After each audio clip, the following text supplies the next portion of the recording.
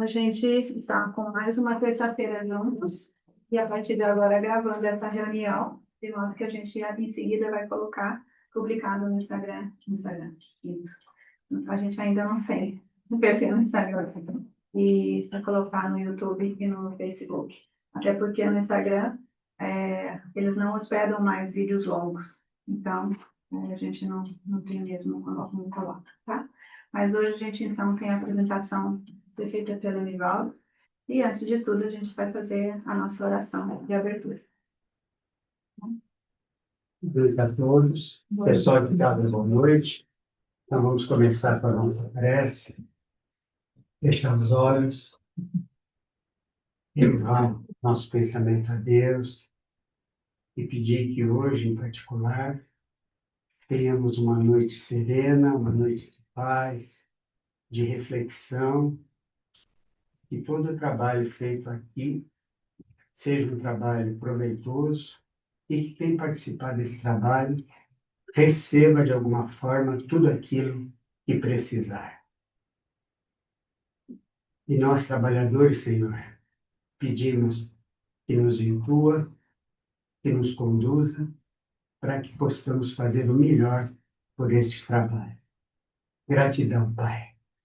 Ave Maria, cheia de graça, o Senhor é convosco. Bendita sois vós entre as mulheres, bendito é o fruto do vosso ventre, Jesus. Santa Maria, Mãe de Deus, rogai por nós, pecadores, agora e na hora de nossa morte. Amém. Muito bem, pessoal. Antes de passar diretamente ao assunto aqui que eu reservei para a gente conversar, eu queria dar um esclarecimento, especialmente para o pessoal que chegou mais cedo aqui, e quando era por volta de 6h30, mais ou menos, já tinha algumas pessoas acomodadas.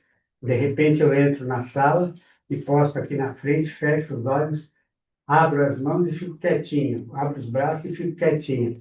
Depois de um pouco eu mudo de posição e vou lá na mesma posição. O que é isso? Isso aí é o trabalho que a gente chama de ancoragem. A Fran já passou para vocês várias vezes, eu imagino que muitos de vocês já viram um vídeo na internet do trabalho que o plano espiritual tem para preparar uma reunião espírita. Então, eles começam muito antes, né? E fazem todo o trabalho que compete a eles, mas tem uma parte que é nossa. Então, eles preparam o ambiente, eles trazem as boas energias para que o trabalho flua bem, mas eles precisam da nossa participação, precisam da nossa energia. Então, o que eu fiz aqui, eu vi que algumas pessoas acharam estranho e ficaram assim, com um ar de curiosidade, o que eu fiz aqui foi orar para ancorar, para trazer para o trabalho a nossa energia de encarnado, que é um complemento da energia deles, para o ambiente ficar preparado para todo o trabalho que a gente vai fazer. Tá? Infelizmente, eu não consegui chegar mais cedo. O ideal é que a gente faça isso sempre com tudo vazio, né? Que é para que fique. Hoje não foi possível, também não tem problema nenhum, então só para explicar para aqueles que. O assunto que eu trouxe aqui para conversar com vocês hoje, eu chamei de a renovação íntima. Tudo que eu vou dizer para vocês aqui hoje, a maioria, se não todos de vocês, já ouviram falar aqui mesmo e várias vezes. Eu já falei isso muitas vezes. Os outros colegas trabalhadores, de uma certa forma, também vivem repetindo isso para vocês, e provavelmente não vai ser a última vez que vocês vão ouvir tudo que permeia essa questão da renovação íntima, né? Por quê? Porque está tudo relacionado às leis divinas, às leis naturais. E por que a gente vive repetindo? E por que é importante repetir sempre? Porque tudo que permeia a espiritualidade está relacionado a essas leis naturais, a essas leis divinas. Então, no plano racional, vamos dizer assim, todos nós, ou a maioria de nós, já sabe quais são essas leis. No plano racional a gente entende, mas a dificuldade é a gente conseguir pôr em prática essas leis, que são muito claras, não são difíceis de serem entendidas do ponto de vista racional. A dificuldade está em aplicá-las no nosso dia a dia, né? E a aplicação dessas leis passa exatamente pelo tema que eu escolhi aqui, a denominação que eu escolhi, que é a nossa renovação íntima. Então, vamos lá. A gente sabe, todos nós sabemos que somos espíritos imortais, frutos da criação divina, né? Somos criação de Deus, do amor de Deus, que é Pai de todos nós, e nascemos enquanto espíritos absolutamente ignorantes. E o propósito, né, ao longo do nosso tempo, somos espíritos imortais, é evoluirmos e alcançarmos a perfeição espiritual, aprendendo a desenvolver, a cultivar e propagar o amor incondicional. Então, pelo menos do meu ponto de vista, da minha maneira de encarar as coisas, essa caminhada espiritual, e não é uma escolha da gente, ela é decorrência de uma lei natural. A gente veio para evoluir. Tá? É um processo inexorável, a gente tem que passar por ele. E enquanto encarnados, com as limitações, até de conhecimento que a gente tem, na minha visão, é muito difícil você enxergar o fim dessa linha. Não obstante isso, eu penso que o ponto final disso é a gente atingir um estado de amar incondicionalmente. Acho que o ponto final dessa evolução espiritual é a gente conseguir desenvolver e viver plenamente o amor incondicional. A gente tem esse propósito, evoluir espiritualmente para chegar e vibrar essa energia constantemente de amar incondicionalmente. O instrumento que Deus nos oferece para que caminhemos em busca dessa perfeição espiritual são as sucessivas encarnações do plano material, né? Então, a gente precisa encarnar, passar por este plano material e vivenciar essas experiências, através dos quais, né, dessas encarnações no plano material, nós vivenciamos de forma prática e objetiva situações e experiências que servirão para aprendermos aquilo que é necessário para o aperfeiçoamento espiritual. Então, isso também é lei natural. Ao lado do fato do espírito ser imortal, o instrumento que a gente tem para evoluir são as encarnações. Alguém poderia dizer o seguinte: mas então, Nivaldo, quando a gente está no plano espiritual, já que a gente encarna e desencarna, é um processo constante. Quando a gente está no plano espiritual, nós não estamos aprendendo? Não é isso. A gente está aprendendo lá também. É que o aprendizado objetivo, vamos colocar dessa forma, ele é vivenciado no plano material. Por quê? Quando a gente está no plano espiritual, tudo favorece o aprendizado da gente. A energia em que vibramos, especialmente quando a gente está aí nas colônias espirituais, é uma energia que favorece.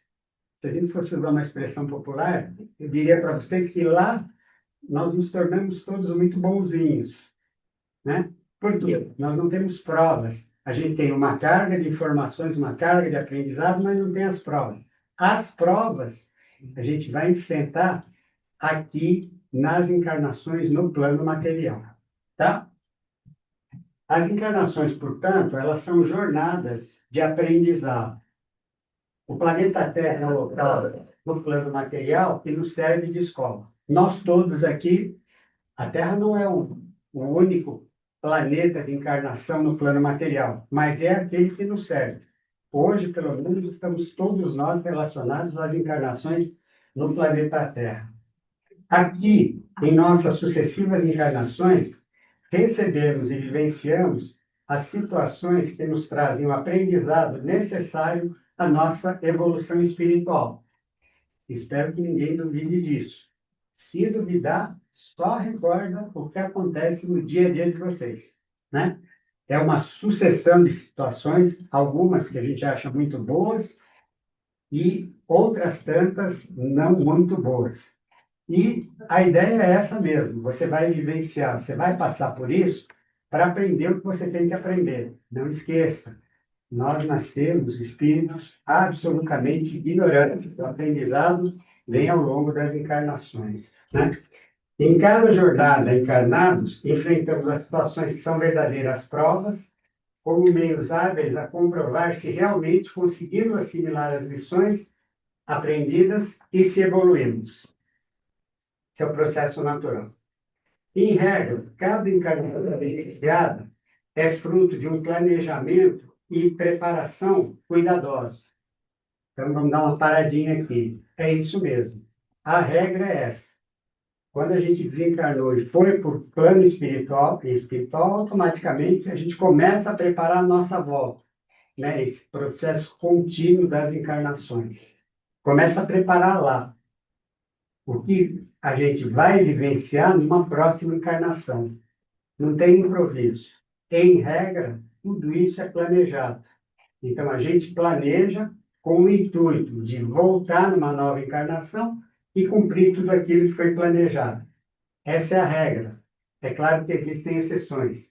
Existem os chamados casos aí de encarnação compulsória, em que o espírito que é submetido a uma encarnação compulsória não planejou nada, ele não fixou nada. Então, ele está numa situação tão ruim, digamos assim, de ignorância, que o plano espiritual impõe que ele volte. E aí não tem planejamento, ele não participa do planejamento, mesmo porque se dependesse dele, provavelmente ele nem reencarnaria. Tá? Desse planejamento e dessa preparação participam os nossos mentores e guias espirituais, que nos conhecem muito bem, conhecem, sobretudo, os nossos limites, até onde a gente pode ir, e cuidam para que as situações de aprendizado a serem enfrentadas estejam de acordo com as nossas limitações e possibilidades em assimilar os aprendizados, né? Então, é feito esse planejamento, a gente tem a assessoria dos guias, dos amigos espirituais, que nos conhecem muito bem, já de há muito tempo, já de outras encarnações, e estabelece, né, as situações. Quando a gente fala estabelece as situações, não é exatamente situações precisas, mas situações que nós precisamos enfrentar justamente para que o aprendizado venha. Então, isso tudo é planejado, e é planejado com o auxílio deles, que nos conhecem muito bem e sabem até onde a gente pode ir. A ideia inicial é que a gente consiga cumprir todo esse cronograma diante dessas situações, para que efetivamente a gente dê o passo adiante e evolua um pouquinho mais, tá? E, em alguma medida, também nós participamos desse planejamento, escolhendo, ou pelo menos concordando em passar pelas situações que propiciarão esse nosso aprendizado. Então, em condições normais, a gente participa sim, né? E os relatos que a gente tem do mundo espiritual nesse sentido é que no mais das vezes, a gente já está um tempo no plano espiritual, a gente conseguiu entender como é que as coisas funcionam, a gente acha, entre aspas, se supervaloriza e quer enfrentar mais situações do que aquelas que a gente tem condição de dar conta. Então, é aí que entra o amparo dos nossos guias, dos nossos mentores. Como eles nos conhecem bem, eles estabelecem limites para a gente, mas a gente participa, muitas situações somos nós que escolhemos, com a concordância deles, ou vice-versa, outras situações são propostas por eles e a gente aceite, né, concorda em passar por essas situações. Por isso que você já deve ter ouvido, as pessoas que já estão aí militando na espiritualidade há mais tempo, já devem ter ouvido muitas pessoas dizerem o seguinte, especialmente diante de uma situação difícil, né? Mas eu escolhi passar por isso? Sim. Ou escolheu diretamente, ou concordou com a escolha que foi feita pelos mentores ou pelos guias espirituais. E o propósito é claro. Você vivencia isso, você passa pela experiência, né? E consegue caminhar, evoluir a partir dessa experiência. Você supera uma deficiência a partir dessas provas. O exemplo que sempre se usa, e é um exemplo verdadeiro, é que realmente o planeta Terra é uma escola. E a gente, quando está na escola, pelo menos nos cursos regulares, né, é pré-requisito para você continuar caminhando, que você seja aprovado em cada ano. Você se submete a provas, passou nas provas, você está no primeiro ano, passa para o segundo ano. Não passou, reprova, repete o primeiro ano. Não é assim que funciona? É mais ou menos isso com relação às encarnações também. Aquilo que a gente não conseguiu superar, né, as situações foram colocadas e a gente estacionou, não conseguiu superar, nós vamos ver adiante. nós vamos ter uma outra oportunidade de vivenciar, passar na prova e continuar caminhando, tá? Esse aprendizado que necessitamos, eles têm por fio condutor os ensinamentos que Jesus nos legou, sobretudo por meio dos evangelhos, né? Porque a gente tem conhecimento das leis naturais, das leis divinas, mas quem trouxe tudo isso para o conhecimento da gente enquanto encarnados? Foi Jesus. Ele veio, ele encarnou, pela rápida passagem dele pela Terra como encarnado, especialmente para nos legar essas leis, esses ensinamentos. E ele fez isso, né, através das pregações que ele fazia, e que vários dos apóstolos que o seguiam compilaram essas recitações e isso se transformou no que a gente conhece hoje como os evangelhos.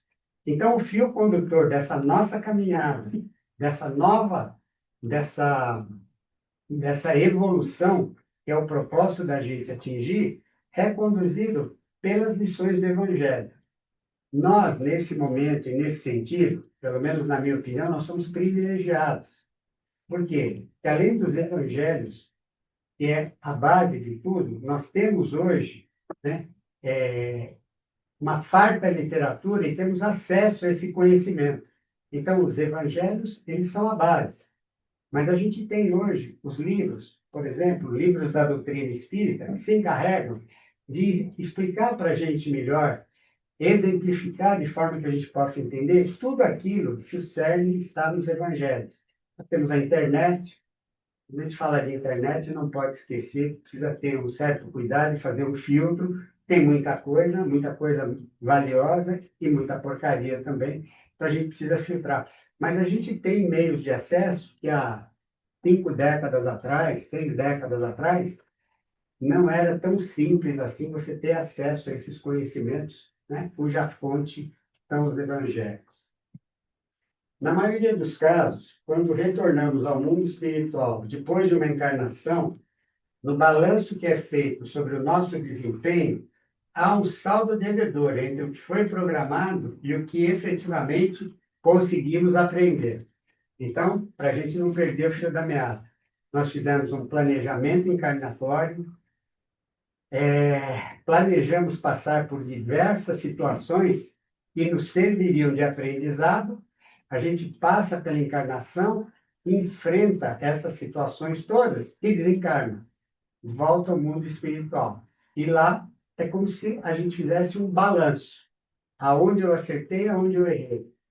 De tudo que eu me comprometi a fazer para evoluir, o que eu consegui, o que eu não consegui.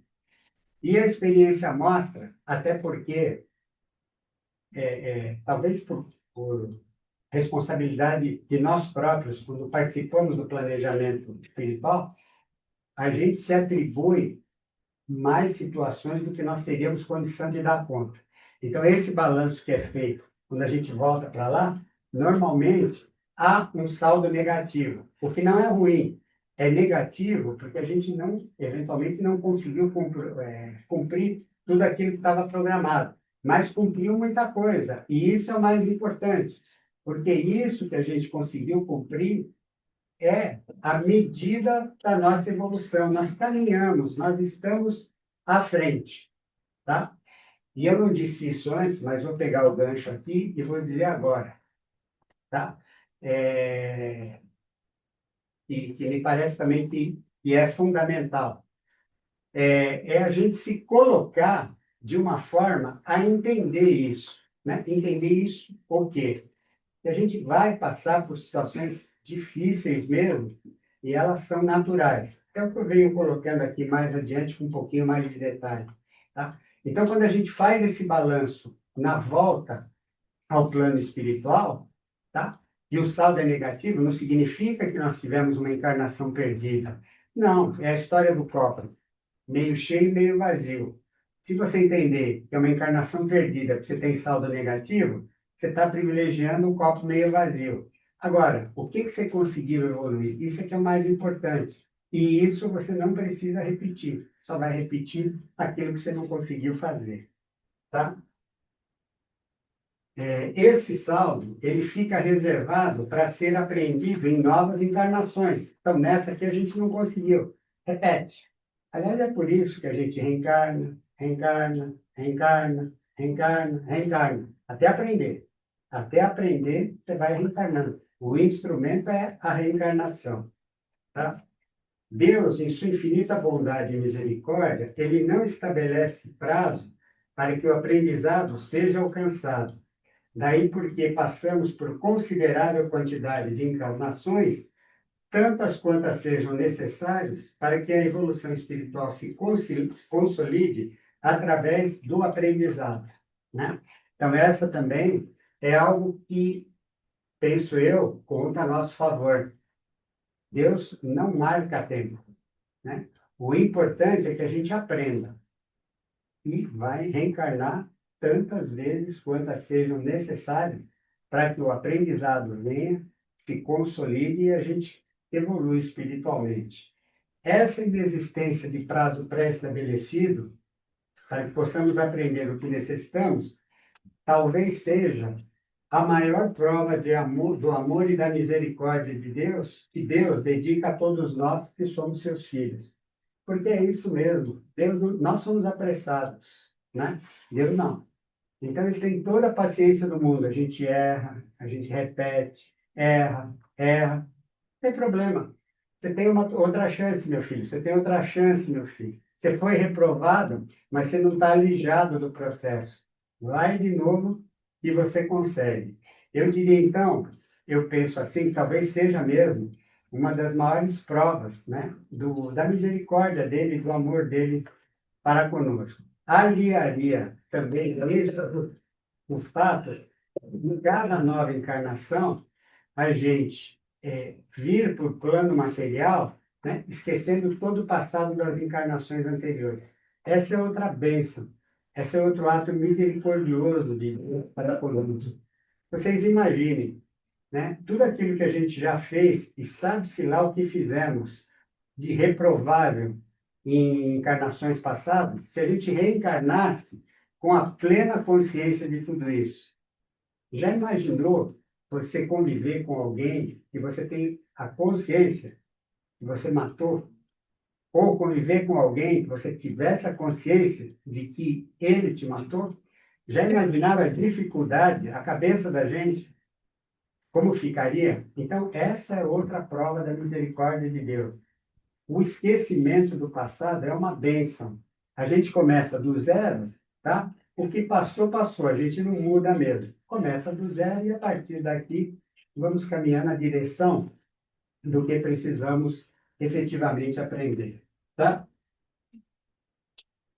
É certo também que para que esse aprendizado ocorra e a nossa evolução vá sendo construída, nós recebemos da espiritualidade, por meio dos nossos mentores, dos nossos guias espirituais, dos nossos amigos espirituais, todo tipo de ajuda que necessitamos. Não tenham dúvidas, isso também é lei natural, também é princípio divino. O que ocorre é que a gente, muitas vezes, não se dá conta dessa ajuda que a gente recebe, mas a gente recebe.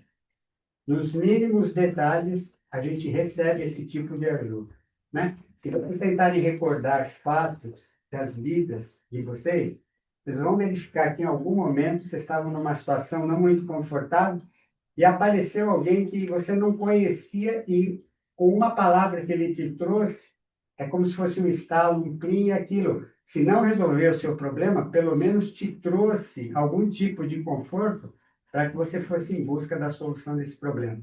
Então, essa ajuda a gente tem, sem dúvida nenhuma, e ela é permanente, tá? Agora, o mais importante é o seguinte, ó, isso não é o principal, porque, ó, em todas essas jornadas, não obstante essa ajuda que a gente recebe, o fator mais importante para o alcance da evolução desejada é a nossa própria ação, o nosso esforço próprio e o nosso empenho pessoal, tá? Então, a evolução espiritual, né, a renovação íntima, que é o título aqui da conversa, ela passa sobretudo por isso.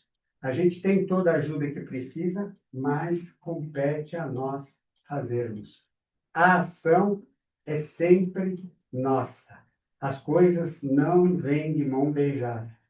A gente recebe o apoio, a gente recebe o consolo, mas quem tem que fazer somos nós. Afinal de contas, o aprendizado é nosso. Outra vez, se a gente fizer a comparação com a escola convencional que a gente conhece, todos nós passamos por ela. O que acontece no dia da prova? Né? Se a professora pegar você colando, algum colega te ajudando, não vai dar certo. É a mesma coisa aqui, né? Porque a espiritualidade não precisa ser vigiada, ela sabe que é assim e ela deixa por nossa conta. Então, o fator ação é o principal nesse sentido.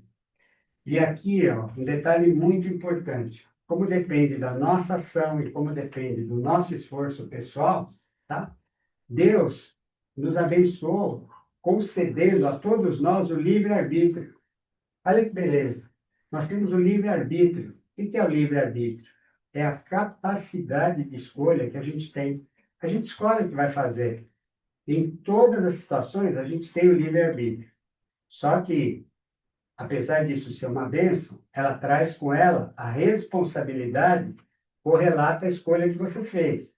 Se você escolheu bem, né, provavelmente a tua responsabilidade está minimizada. Se você escolheu mal, você tinha todo o livre-arbítrio de escolher, só que você vai responder pelos seus atos, tá? O Evangelho tem uma passagem e Jesus é muito claro nesse sentido, né? A cada um segundo as suas obras. O que está por trás disso? Tá? Você tem o direito de escolher, a situação se apresenta para você, você tem a boa escolha e a má escolha. A escolha é tua. Se você escolher bem, beleza, as consequências serão positivas. Se você escolheu mal, a responsabilidade e todos os efeitos dessa responsabilidade é você que vai assumir, sem dúvida nenhuma.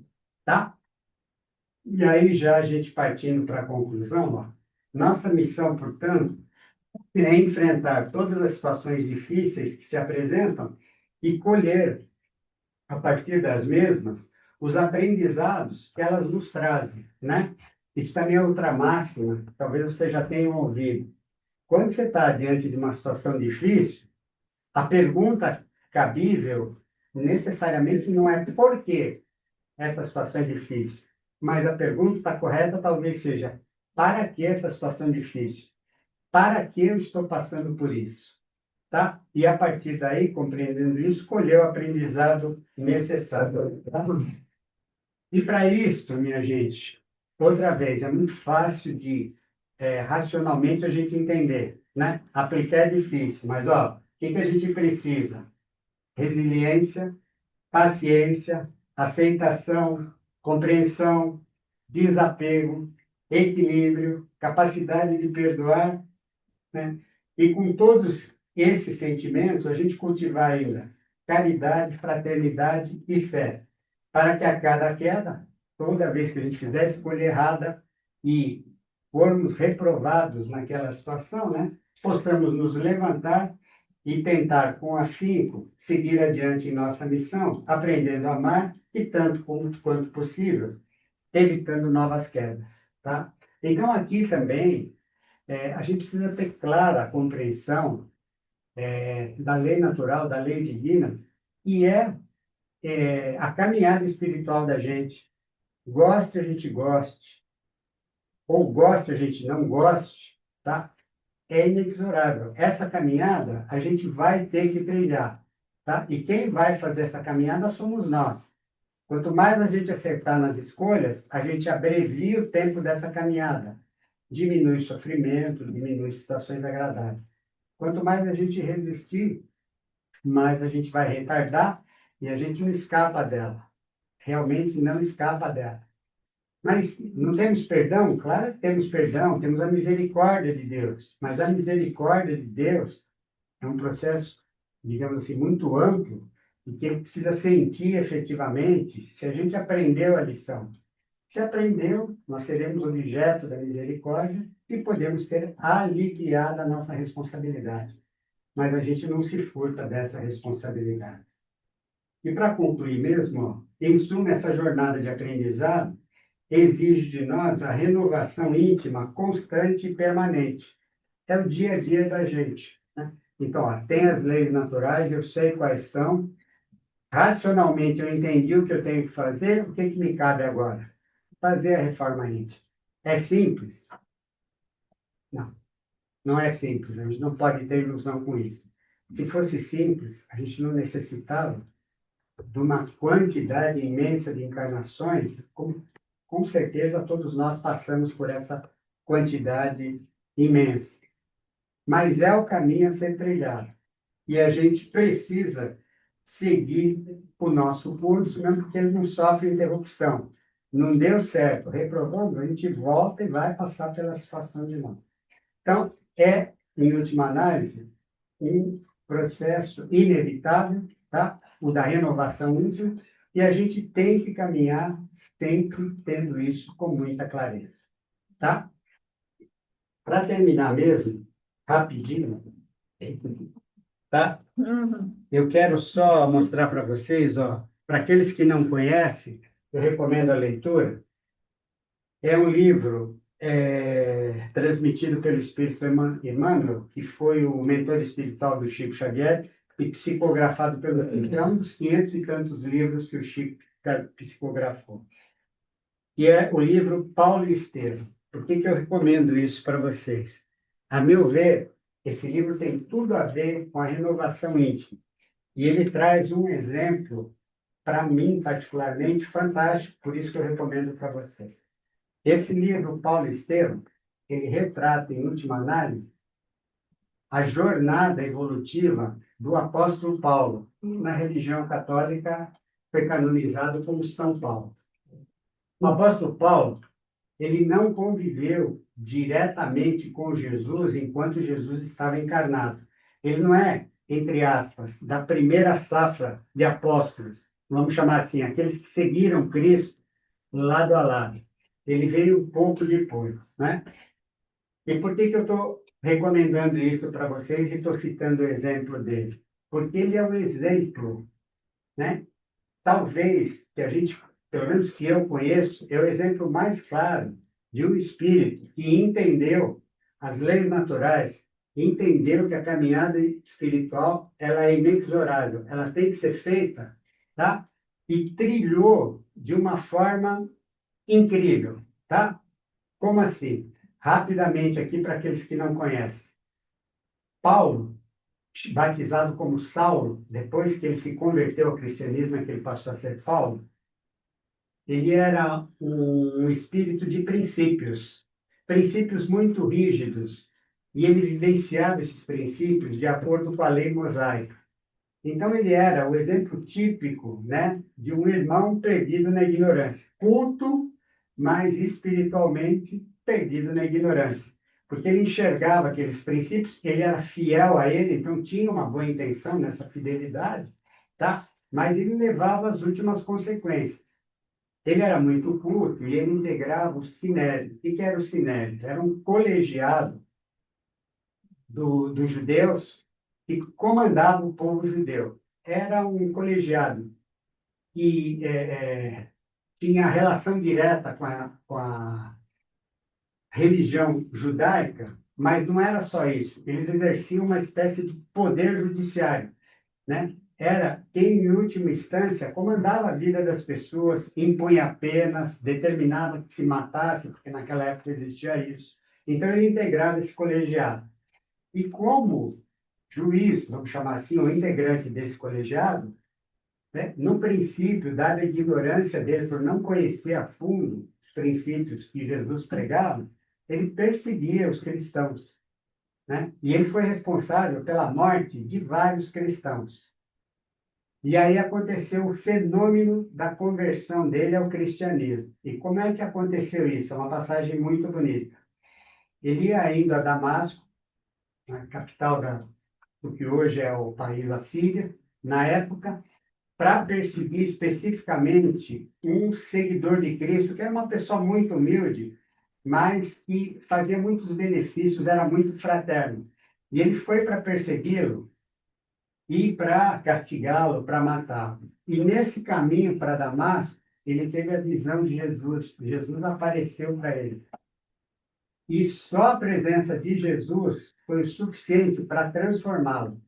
Ele ficou tão tocado com a energia de Jesus que apareceu para ele, e naquele momento ele se converteu num cristão e mudou radicalmente a vida dele. Ele, que era um nobre, né, que era um integrante desse sinédrio, passou a ser um humilde pregador e, na minha opinião, né, talvez tenha sido o apóstolo que mais nos legou ensinamentos, esclarecendo a aplicação na prática, como vivenciar as lições do Evangelho. Então, isso de uma forma bem rápida, para não dar spoiler, ó, quem quiser, é uma leitura muito interessante.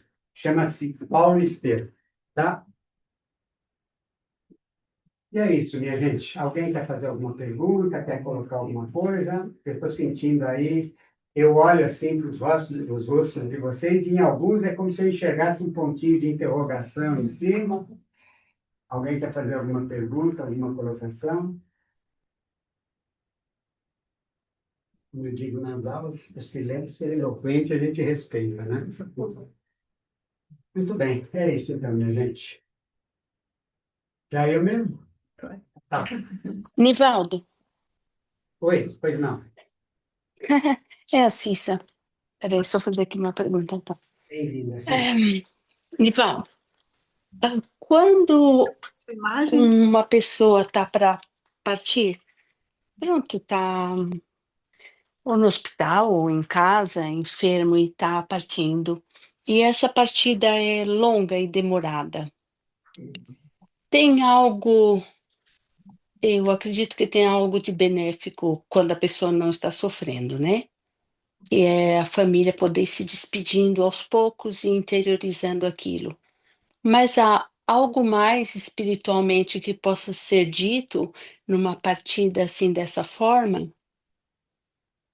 Nossa, Cícero, é bem complexo isso que você me pergunta, mas vamos lá, tá? Acho que o primeiro ponto que a gente deve entender, porque isso também tem a ver com lei natural, com as leis naturais, né, com as leis divinas, é que as coisas não ocorrem por acaso. Então, se a pessoa está enfrentando um processo dificultoso de desencarne, é porque, de alguma forma, ela precisava participar desse processo doloroso, né, para ter algum tipo de aprendizado. Acho que essa é a primeira constatação. Do ponto de vista objetivo, você mencionou a postura dos familiares, das pessoas que têm amor por essa pessoa que está a ponto de desencarnar. Aqui, sim, objetivamente é possível que esses amigos, esses parentes, façam alguma coisa. O que seria essa alguma coisa? Seria compreender que o processo é o processo daquela pessoa, por mais dolorosa que seja, e não vibrar, mesmo inconscientemente, mas não vibrar pedindo que essa situação seja prolongada, que ela não venha realmente a desencarnar. Porque esse tipo de força pode sim, esse tipo de vibração pode sim Pode ser retardar negativa. o processo de desencarne. E aí isso pode gerar um atraso no desencarne, trazendo mais sofrimento para a pessoa. Então, para esses que ficam, para as pessoas que amam os familiares, é o processo da aceitação e resignação. Do ponto de vista bem objetivo, se sabe, penso eu que o que resta para a gente é orar e pedir a Deus, né, que seja cumprida a vontade dele. Se for o momento de ir agora, que vá em paz. Essas pessoas vão sentir saudade, vão sentir a falta, mas a gente sabe que o espírito é imortal, né? E a mortalidade atinge só o corpo físico, não atinge o É, espírito. E foi possivelmente, exatamente o que eu disse hoje. ok, acho que Foi vai, exatamente o que eu disse. Desculpa. acho que vai por esse caminho. Fora isso, não vejo o que mais pudesse ser feito ou alguma outra coisa que pudesse te dizer a esse respeito. Não sei se consegui chegar no ponto que você queria, mas o que tenho para te dizer é isso. Sim, sim, é isso, sim, conseguiu. Obrigada, Nivaldo. isso é Sim. só uma observação, assim, uma coisa que me ocorre. A gente, como exatamente foi dito hoje nessa apresentação que o Nivaldo fez, nós aqui, eventualmente, nós não temos a consciência daquilo tudo que foi, vou chamar de desenhado como planejamento reencarnatório. Então, nós também não sabemos qual foi a concordância, se é que houve e tudo E mais, esse uma espírito proposta fez. que ele fez, e que, inclusive, em planejamentos reencarnatórios, a gente sabe que, muitas vezes, eles não são individuais. Nós estamos numa teia muito complexa. Eu vira e mexe Uhum, falo aqui de uma possibilidade que me ocorre de visualizar melhor, deve ser um HD poderosíssimo, um programa hiper mega blaster poderoso para poder fazer todo o complexo de situações de todos os indivíduos se conjuminarem de tal forma que a gente se entrelace nas nossas situações com vistas aos aprendizados individuais. uhum, Portanto, se a gente tem uma convivência, e mesmo aqui, olha, no centro, a gente tem certeza, mesmo aqui, que a gente se encontra uma vez por semana, né, aqui, também não é acaso. Houve um dia, uma possibilidade de um planejamento para que a gente estivesse aqui hoje aprendendo as coisas juntos. Portanto, numa uhum. família em especial, que é na família, que é um núcleo muito mais central dos nossos aprendizados, o planejamento se deu de uma forma até mais detalhada. Aí, o quanto que não houve de concordância entre aquele que esteja passando pela situação e todos os outros que rodeiam. E o É quanto verdade. a energia contribui para o aprendizado comum. Então, assim, uma situação dessa, ela é aprendizado para todo mundo.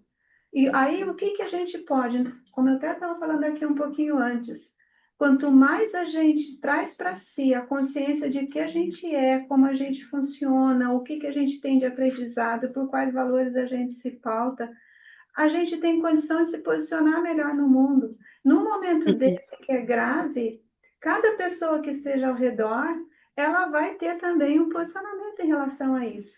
E como que a gente faz? O que a gente faz é a gente querendo o bem dessa pessoa, a gente vai fazer o nosso melhor. O nosso melhor é orar para essa pessoa passar pelo que tem que passar com o maior auxílio espiritual possível. E que a nossa energia possa ser utilizada da melhor forma, que a gente tenha a consciência da nossa rendição. A gente se rende, uhum. né? Porque, na E- verdade, até nem é a vontade de Deus que o horário, ou o tempo, ou o dia que a outra pessoa vai desencarnar. uhum, A nossa responsabilidade foi colocado isso aqui hoje. Tem um planejamento nisso, né? uhum. E é curioso, e é Deus não é curioso um sabe, torturador. sabe, aquele que fica fazendo uma. Como é que chama aquela? Marionete, né? Ele não é Aham. com a habilidade de conduzir marionetes. Nós somos atuantes e a gente pode atuar nesse sentido. Olha, Sim, e é, a gente e está é- estudando um livro, só um pouquinho, só terminar. sim, sim, A gente sim. está estudando um livro que eu até, talvez, se isso já ajudar de alguma forma, Obreiros da Vida Eterna que o Chico Xavier psicografou e o espírito, ditado pelo espírito de André Luiz. Ele fala de vários casos de desencarne e o que, que acontece no momento. Talvez possa ajudar de alguma forma, foi o que me ocorreu de falar. Tá bom? Diga-se. Uhum. Não, era só ia dizer que é incrível porque isso, o sentido de família, que não precisa ser de sangue, e sim estar torcendo pelas pessoas até o último momento e com assim, com um sorriso largo, né? Tá torcendo por pelo que quer que seja que a pessoa tenha planejado ou que é bonito isso, esse sentido. É, Pode ser a família de sangue, pode ser a família como aí. Isso é sempre uma família. O centro, as pessoas que torcem uns pelos outros. Mas pronto, foi confortante ouvir isso mais uma vez, porque eu já falei também essas coisas para a família, algumas delas, e depois eu vou falar mais algumas outras que eu aprendi hoje. Muito obrigada. Tá bom, Cícero? Um abração para você, viu? Beijinho, tchau, Abençoe todos igual. vocês. Uhum, amém, igual para todos. É isso por hoje, pessoal. Tudo bem? Vamos fazer a nossa oração de amém? Você pode fazer? Então, vamos lá, pessoal, para o encerramento. Mais uma vez, levar o nosso pensamento a Deus, com um sentimento muito forte, sobretudo de gratidão, pela possibilidade de estar aqui, trocar essas impressões e, de alguma forma, ser beneficiado com tudo aquilo que foi trazido aqui hoje. Gratidão, Pai amado. Ave Maria, cheia de graça, o Senhor é convosco. Bendita sois vós entre as mulheres, bendito é o fruto do vosso ventre, Jesus. Santa Maria, Mãe de Deus, rogai por nós, pecadores, agora e na hora de nossa morte. Amém. Pessoal de casa, até terça-feira. Pessoal, o trabalho da gente continua